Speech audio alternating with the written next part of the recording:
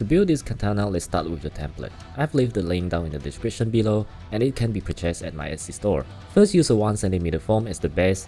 After tracing the template onto the foam, then I use a 1cm aluminum tube as a structure because it is hard and lightweight. Simply bend at the point over here so the aluminum tube can fit inside the foam. Next, I use a silver gel pen to trace the position of the foam and cut it with a sharp razor knife. At this point, I did not remove it yet, so the foam can stay in perfect position.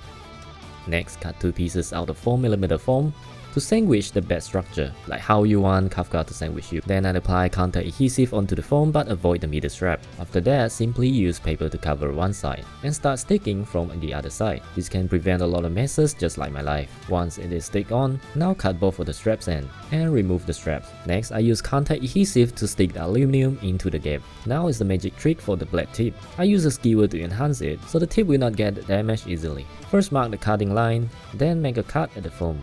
And be aware do not overcut the bottom foam. After opening the foam, cut a V groove at both sides. Then put some super glue and stick the skewer into it. Lastly, seal the gap with super glue. Next, just stick at the foam to cover it up. Now proceed to do marking on the blade, and this will be used for the sanding reference. After that, just use a rotary tool or Dremel to sand down the blade. Now let's proceed to the guard. It was quite confusing at first, but luckily it wasn't as confusing as my future. I've already updated another version into the final template for easier understanding. All you gotta do is simply trace them onto the 4mm hard foam and cut them out. As for the middle connection part, I did some slanted cut to give them a sharper angle. Coming to this, I made few cuts at the back and the instruction is included as well. I use super glue on the V groove and fold it so it can stay in shape. Then I glue a tiny piece of foam on the straight cut groove, so it can bend outwards. After that, I proceed to stick everything on. Just follow the template along and you will get it.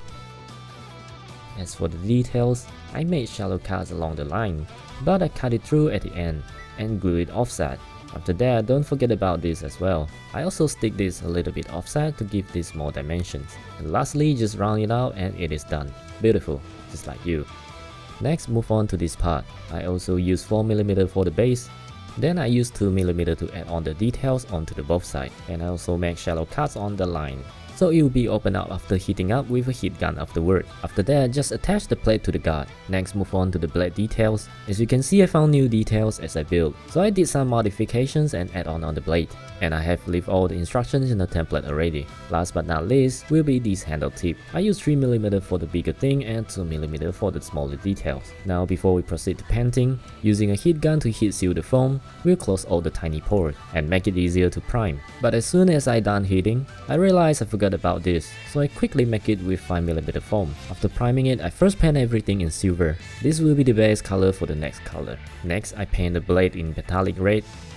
After that, I mask over the red part. Cover up everything with masking tape and use paper. Next, I paint the rest of the parts black. I use automotive matte black. As you can see, I paint everything with a spray gun. It gives more control and more color choices. But don't worry, normal spray can works too. Just look at this beautiful matte black.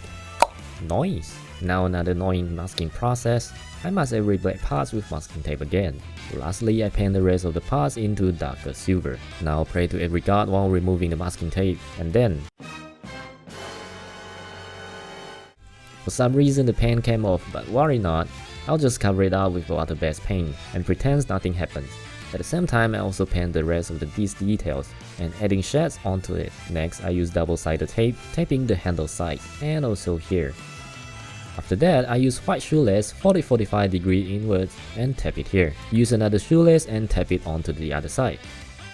After that, wrap the shoelace around the handle like this. And then make one fold like this. After that, make a second fold and tap it onto the other side of the handle. Now repeat the same fold on the other leg and tap it onto the other side of the handle. Turn the handle around and repeat the wraps. Keep repeating over and over again and soon you will get everything done. After repeating the wraps and the handle is done.